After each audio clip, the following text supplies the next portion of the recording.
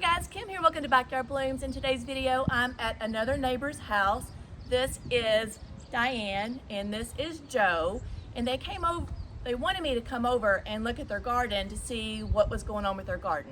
So you can see that they have like a little paver patio here that has a wall, and they have like a fire pit right here as well. And behind this fire pit, they have a flower garden that they were having some problems with some of their flowers.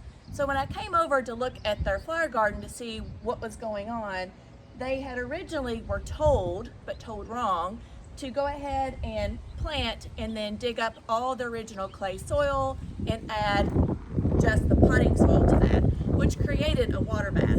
So whenever you dig up all your clay soil and then put in potting soil, you're going to create like this bath. So you don't have any way for the plant to drain. So you're creating a water bath, and then it creates root rot. So that was a problem that they're having. They had one plant that had originally died, and then they had two other verbenas that came back from last year. So we're going to replant those the right way. And then I said, by the way, I was like, look how gorgeous this would be with these Panicle hydrangeas that take full sun here in Charlotte, North Carolina, Zone 8 would be, because they're going to get about 4 to 5 feet tall. These are the little lime hydrangeas, and they're just going to look gorgeous with all of these Panicle hydrangeas peeking over this wall. So I thought that would be absolutely beautiful for their garden. So this is what the limelight hydrangea is. Oh, you got little lime punch. Are all these little limes? I think so. Oh, that's a surprise. Except for that one might be different. Let's see what that one is. So these are all the same. Little punch. Little lime. This is a little lime punch. We'll get more of a kind of like this hot pink right here. Oh, okay. More in the fall. So they'll come out like a creamy, limey color originally, but in the fall they're going to turn a different color. But this is what the little lime punch is. It is a Panicle hydrangea, and Panicles do very well here in the sun. So these are the only ones that I would suggest to do in full sun. You can give it some afternoon shade as well to make them happy, but as long as you water them really good, they're going to do great here in full sun. So do not plant like microphalgia, the ones that get like all pink and purple or blue, bluish and purple. Do not plant those in the full sun. They're not going to be very happy. So only the Panicle hydrangeas in the full sun. But let me tell you about this little lime punch. This hydrangea packs a lot of beauty into a small package. Lush, full blooms, start green and age to vivid pinks and reds. Top, strong, sturdy stems. So this does take full sun or 2-part shade, and it is a petite shrub. It only gets 3 to 5 tall and wide, and it says spacing is 3 to 5 feet. And then the hardiness zone is 3 to 8, and we're zone 8, so we're fine on that. And then this grows on new wood, so it is okay to prune these anytime, like winter. So if you want to do it like January, February, a lot of people will see if this is where the buds will come out right here. So a lot of people will start see swelling of these buds before they start to prune it, and then they can prune it. But you want to prune them before you get like new growth. Okay. So Where's the buds? The pink? they'll come out like right here. Oh, right at the So stem. like, bottom of the leaf? right here where the leaf is, you'll start to see swelling. So you can prune these anytime between winter and early spring. And to fertilize them, I fertilize everything in early spring. So I fertilize everything the end of March. And I like to use rose tone on my hydrangeas, but honestly, as long as they get fertilized with, I bought plant tone today to fertilize them because that's what I had available. So plant tone, rose tone, or even holly tone is great for hydrangeas. Just anything that you can see and get your hands on, they'll be super happy. I like to use the rose tone because they're going to produce a lot of blooms just like roses.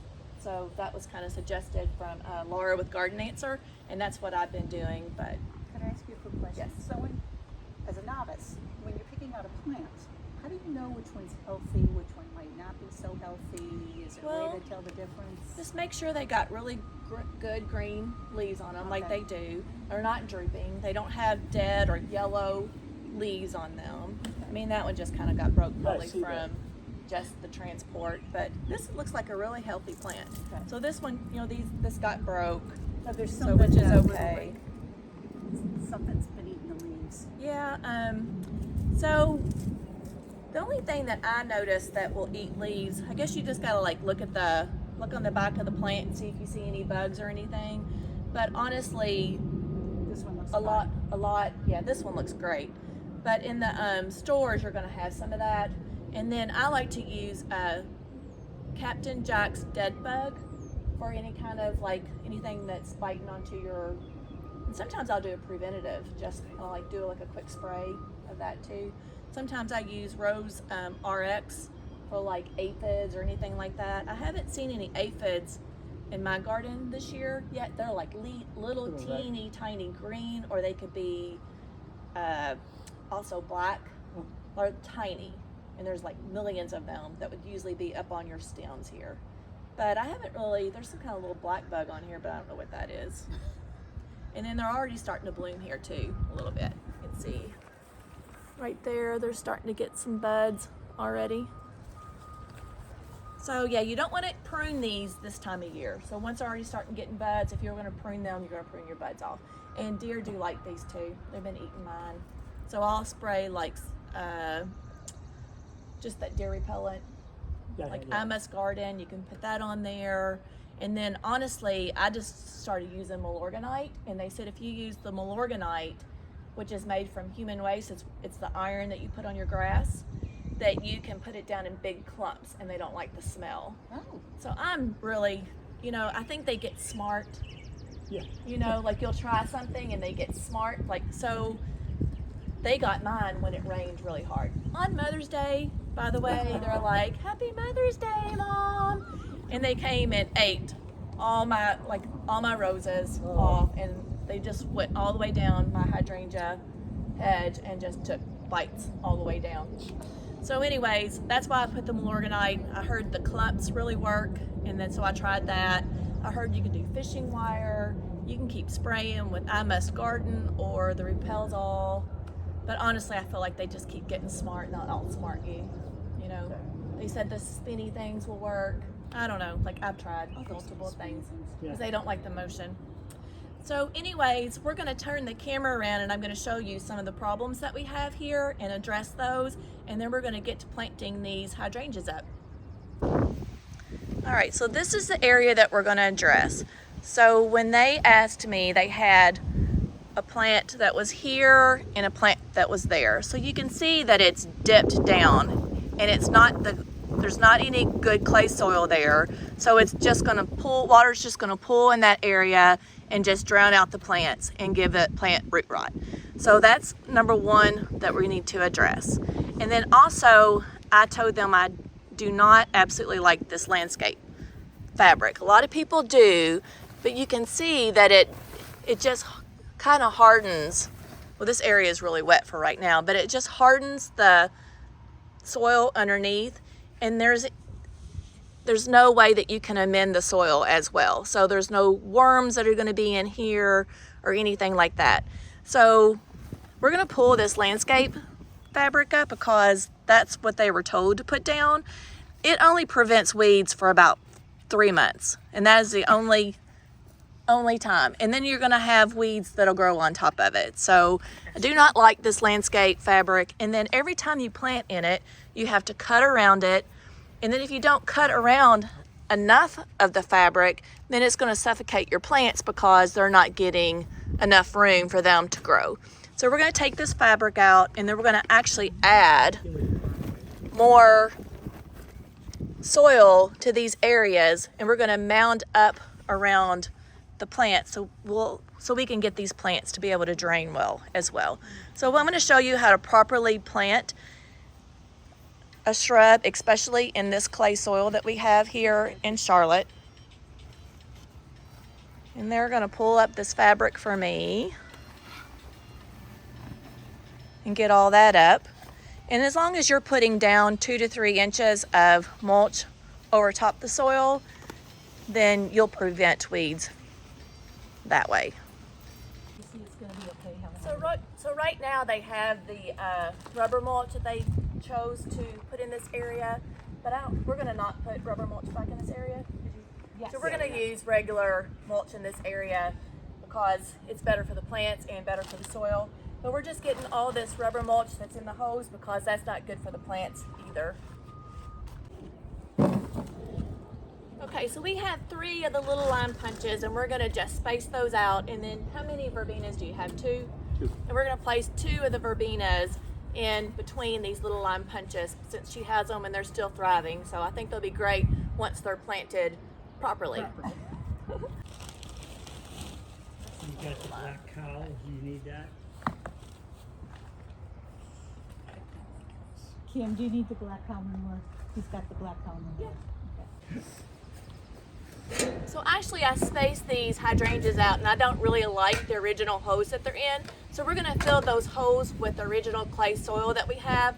We have some construction going on behind us and Joe's just gonna go over there and grab a couple of buckets and fill these holes, and then we're gonna make new holes because I like this placement just a little bit better. So while he does that, gets me some clay soil, we're gonna continue to plant these hydrangeas and I'll show you exactly what we do in the process while I'm doing it. I'm using my power planter today. We do have a couple of handfuls of compost that we're gonna do. I brought some land and sea compost here with me and I asked them to get some black cow so you can use either. I have some biotone that we're gonna throw into the hoe to help promote healthy roots, and then we're gonna fertilize these after we're all done.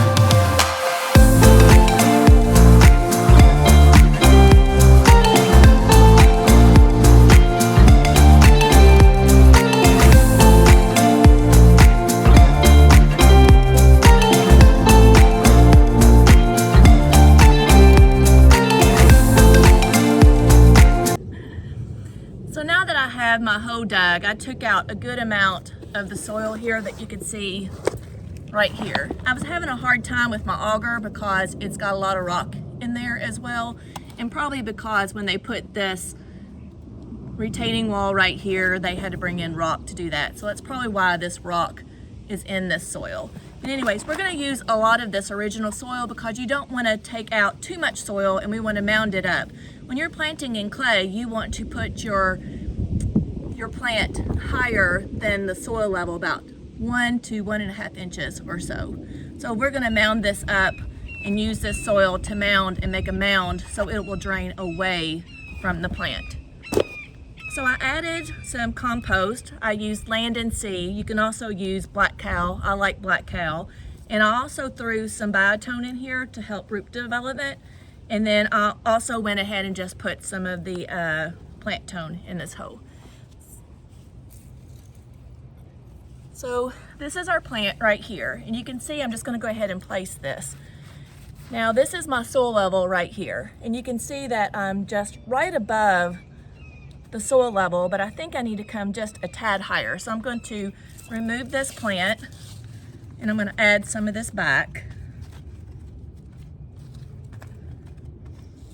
and then place it back in here again. So I'm about 1 inch or so above the soil level now. You can see this right there. So I'm gonna mound it up because it is wet right here. It's pretty wet in this area and I want it to be able to drain really well away from the plant. Now you never wanna put a plant inside the ground when it's dry. So when I took this out of the pot, it was a little bit dry, so we went ahead and watered it, so you want it to have a good start. When you put a dry plant into the ground, it may never absorb the water that it needs to get started. Now also, as long as your plant is not root bound, you don't have to scruff the plant up or anything. This one is not root bound, The roots look really healthy right here, so I think we're good to go. Now when you place the plant in the ground, you want to make sure that you're seeing the good side of the plant. I think that looks pretty good, don't you guys? I do. All right, so once we get the plant in there, then we're just going to start like backfilling with the clay.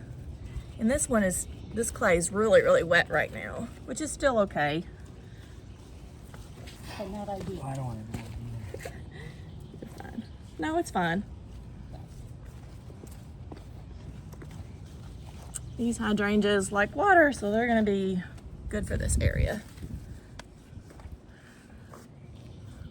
We're going to take this soil that I put into the bucket here, and we're just going to surround it all the way around. And we're going to mound it up. That way it's not in the ground and it's not being smothered. I now see the issues we had in terms of we put it down below ground level. Yeah. Big mistake. Right. Well, we actually probably put it at ground level, and then it just kept slipping lower Yeah. and lower and lower, And you took out the original soil. which didn't help. Yeah. So I have my Merry People boots on right here, which a lot of people ask me about, and they are great for gardening. So by tamping the soil right here, we're getting all the air bubbles out of the ground. You don't want the roots to have air bubbles because that'll make the plant die too. Didn't know that. So once you tamp it all down, then I like to, Joe, do you mind giving me that cow manure behind you?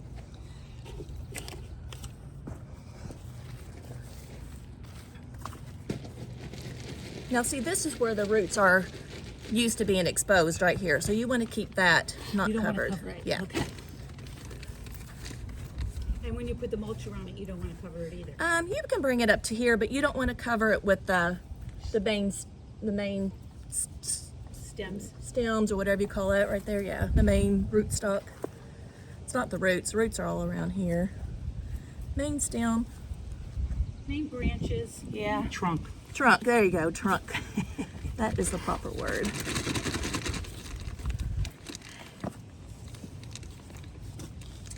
All right. So after I plant the plant, I like to top dress it with some kind of compost. We're going to use the Black Cow today. We got the Black Cow at Lowe's. You got it at Lowe's, right? Correct. Joe? Yes. Yep. Lowe's. I don't think Home Depot has Black Cow. I've never seen my Home Depot have it. And then by top dressing it with the Black Cow, then it's going to give it some extra nutrients also, and it's good for the it's good for the soil to make it amend really well. Okay. Amend the soil. Now how do you want to deliver this? Yeah, just give it to me.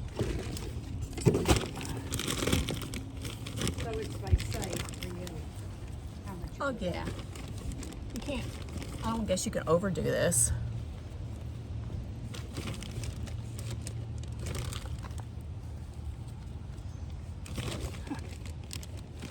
So instead of putting all this in the ground, this is better to just top dress it, you know, and then it'll seep in.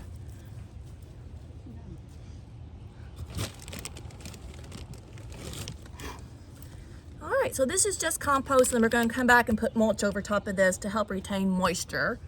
And you can also, I put some of the plant tone in the ground.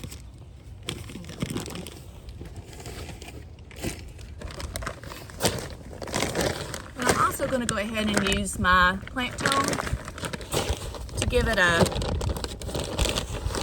good dose of fertilizer right here on top. This stuff smells lovely. Does it? Yes. Is that what attracts the deer? No, I don't think so.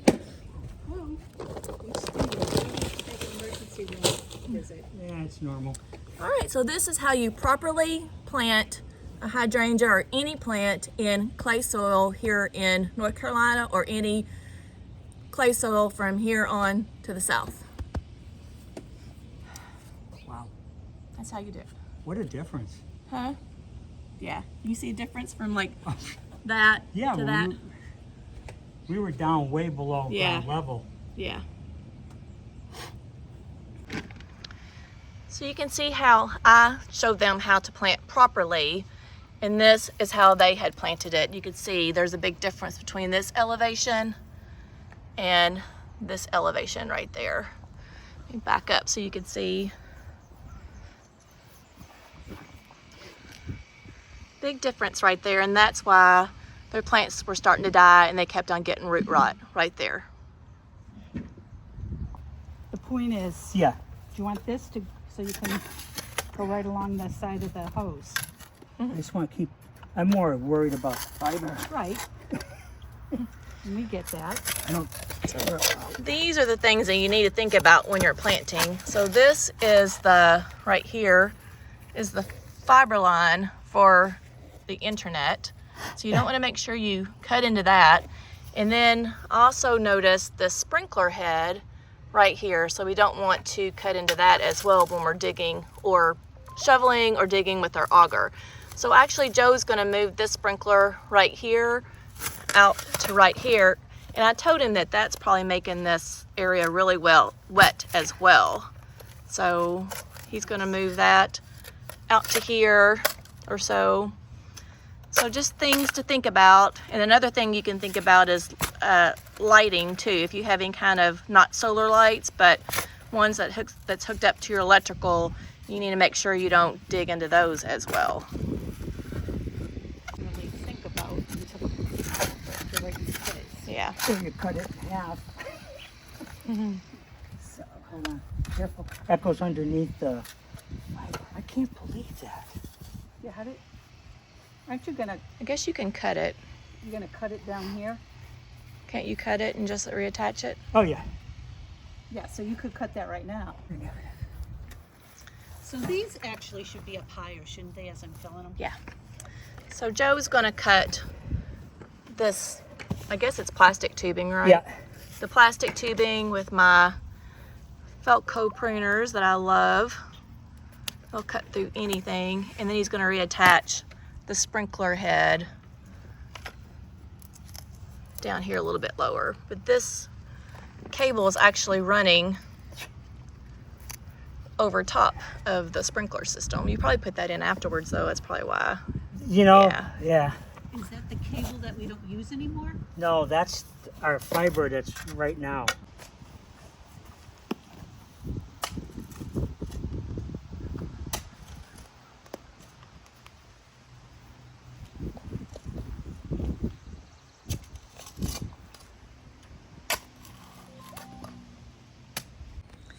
So I absolutely love how this turned out. So they actually purchased a Limelight standard tree and they planted that themselves, and they put in new edging. You can get this edging from Lowe's. And then they have 3 of the lime punch Panicle hydrangeas. 1, 2, and 3. And they're gonna bloom shortly. Look at these gorgeous blooms about ready to come out the very first year. And then we have some verbena also. I think this was called grape.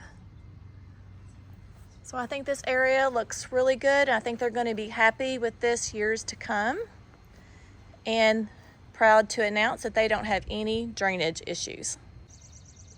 So when was, I think it was last year, right? Yes, it was last year.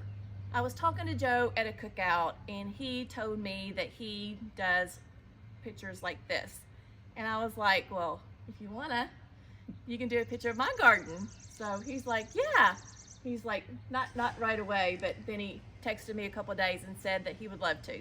So I sent him a few pictures, and then he came over to my garden, and this is what came out, and I absolutely love it. So I have it in my kitchen and on like a little easel, and I think it's just beautiful. And the reason why I wanted to share this is that we all have different skills, and God gives us different skills, and I just have a knack for design and beauty of painting canvas in the garden. And Joe and his wife Diane have a skill of painting on canvas. And actually, Diane, I'm going to share a few pictures of what work she does, and she has gorgeous sketchings with pencil. So we're going to go inside and take a look at their beautiful paintings. Okay. For me to try to do some loose painting, I'm more of I was an engineer from day one, and I like detail. And this was trying to get away from detail. Oh, So- well, I think it's a lot of detail, actually. Yeah. And then up top I've got, it's Charleston, it's Charmer Street in Charleston, South Nice. Carolina. In the middle is Nova Scotia. This one right here? Yep, that's Nova Scotia. That's called Peggy's Cove. That's one. It's Diane and I both like that one a lot ourselves. Yeah, I do too. Love it. And the bottom right was a commission. That's a giclée of the commission I did for a financial advisor. He wanted the bull on Wall Street. Up top is a restaurant from my hometown. It's kind of a hot dog place, but they do all kinds of other stuff there. And it's sentimental because it was one of my father's favorite places. Oh, so okay. I drove by it one night and I said, I gotta paint that. So I did. Nice. And Diane, is that? Oh, our daughter did Our that. daughter, Your daughter Lauren, did that, daughter okay. Lauren did that of her brother sleeping. He could sleep anywhere. So a lot of talent in the family here. Yeah. So these are the two pieces that Diane is working on right now. Like, I just feel like it's really lifelike. So those are her two grandsons. And this one is a neighbor's grandson. Right there. And these are her two grandsons. Again, they were in the same picture that were in the colored pencil as well. And there's the other one. It almost looks lifelike. Beautiful. I just had this one in I was in a restaurant in Anderson, South Carolina. It's the Milky Way over Bodie Lighthouse. I've been seeing a lot of people do that, like even with just regular images. Are they like photoshopping No, when they see that? Or are they actually? the photo was taken by a friend of mine who I asked if I could use his photo. So it was they actually visualized the real Milky Way when they did that. No, he took a nice shot of it. It was Okay, beautiful. all right, nice. Just like that's a photo down here of a friend of mine's husband with their dog. And I thought it was kind of cool. Yeah. You know, the way the dog was looking at him. So I had to, I said, I asked if I could use that Yeah. as a painting. So. This one's pretty too. I love beach scenery. Yeah, it keeps me busy in retirement. Right, hon? That's my yellow truck. So this is where he just goes right off a picture. Yep. Picture off a picture and is able to recreate on canvas. And I have to share this one too. This one's in Italy. The Amalfi Coast, and that's the town of Manarola.